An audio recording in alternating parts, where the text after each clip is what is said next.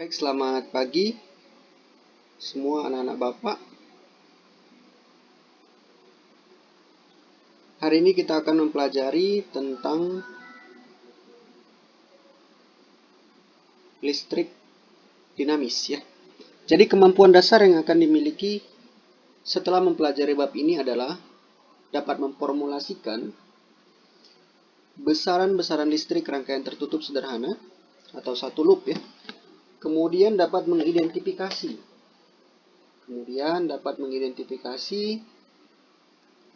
penerapan listrik AC dan DC dalam kehidupan sehari-hari, serta dapat menggunakan alat ukur listrik.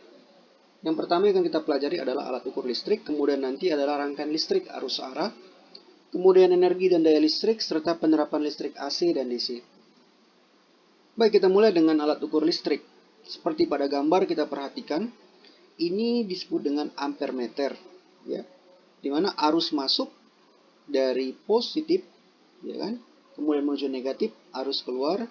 Sehingga pada gambar di sini kita perhatikan pada gambar B, ini merupakan rangkaian seri, yaitu rangkaian terdiri dari ampere meter, resistor, dan sumber tegangan yang dihubungkan secara series, di mana ini merupakan karakteristik daripada mengukur menggunakan ampere meter. Maka diagram rangkaiannya adalah seperti berikut. Pada garis yang panjang, di sini disebut dengan kutub positif ya. Nah, ini adalah positif.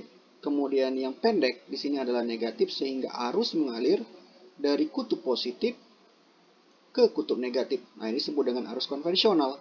Namun apabila nanti kita tinjau secara elektron atau mikroskopis, ternyata elektron itu adalah mengalir dari negatif ke positif. Baik, ini caranya kita merangkai ampere meter untuk mengukur kuat arus melalui resistor, yaitu dengan cara menghubungkannya secara seri atau menginsert atau menyisipkan ampere meter di antara kabelnya, ya, di antara hubungan-hubungannya. Baik, kita akan lanjut untuk melaporkan hasil pengukuran. Seperti apa? Bagaimana cara kita melaporkan hasil pengukuran? Maka hasil pengukuran di sini dilaporkan dengan cara X plus minus delta X. Ya. Sehingga kalau kita perhatikan pada gambar ini, pada gambar A memiliki 100 skala maksimum. Kemudian ini diukur dengan menggunakan skala ampere. Dan jarum yang ditunjuk adalah pada angka 72, ya, ini 70, kemudian satu garis ini 2, jadi 72 per skala maksimum dikali range, yaitu 0,72 per plus minus 0,01 ampere. 0,01 ini dapat dari angka 80 dikurang 60, yaitu 20, 20 dibagi 10, yaitu 2 per 100. Karena skala maksimumnya adalah 100, kemudian dikali 1, hasilnya adalah 0,02, kemudian setengah dari NST, yaitu 0,01 ampere. Karena delta X itu adalah sama dengan setengah dari nilai skala terkecil atau NST.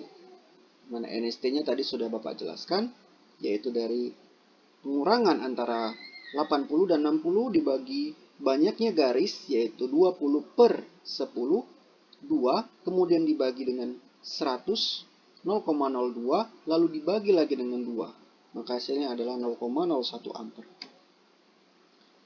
Yang kedua, alat ukur tegangan listrik. Ini adalah voltmeter. Berbeda dengan ampere meter, voltmeter dipasang secara paralel. Kita perhatikan ini resistor, kita mengukur tegangan di antara ujung-ujung resistor. Maka kita menggunakan voltmeter yang dipasang secara paralel berhadap-hadapan, ya. Lalu voltmeter ini kegunaannya apa? Untuk menghubungkan kutub-kutub dengan polaritas yang benar, ya. Mengukur tegangan listrik pada ujung resistor, voltmeter dipasang paralel dengan resistor.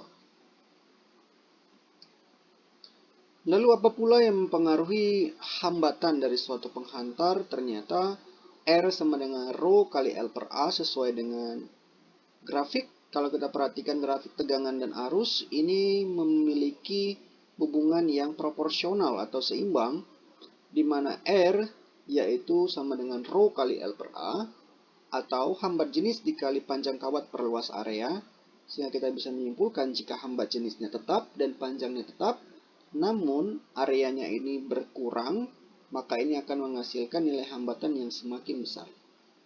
Dan sebaliknya. Sehingga pada jenis kawat, rho merupakan sifat khas bahan kawat dan tidak bergantung pada ukuran atau banyak kawat. Di sini ada tabel tentang bagaimana hambat jenis itu tergantung pada bahannya. Kalau kita perhatikan pada tabel ini, kuarsa memiliki hambat jenis yang paling besar yaitu 7,5 kali 10 pangkat 17, yang dimana arus listrik susah untuk mengalir atau sulit untuk mengalir di kuarsa. Namun yang paling mudah atau gampang di sini kalau kita perhatikan yaitu pada perak. Hambat jenisnya memiliki nilai hambat jenis yang paling kecil, 1,59 dikali 10 pangkat minus 8, sehingga arus listrik semakin mudah untuk mengalir di perak. Baik, kita lanjutkan kemudian untuk apakah suhu mempengaruhi hambatan kawat. Kalau kita perhatikan pada slide ini, perubahan hambatan jenis delta rho sama dengan rho 0 alpha delta T. Jadi jelas bahwa hambatan kawat ini dipengaruhi oleh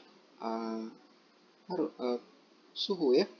Jadi kalau kita perhatikan semakin besar suhunya, maka hambatan kawat ini juga akan semakin besar. Jika alpha atau koefisien muai panjangnya itu tidak berubah ya, tetap kemudian R0-nya itu hambatan kawat mula-mulanya itu kita perhatikan di sini tidak berubah.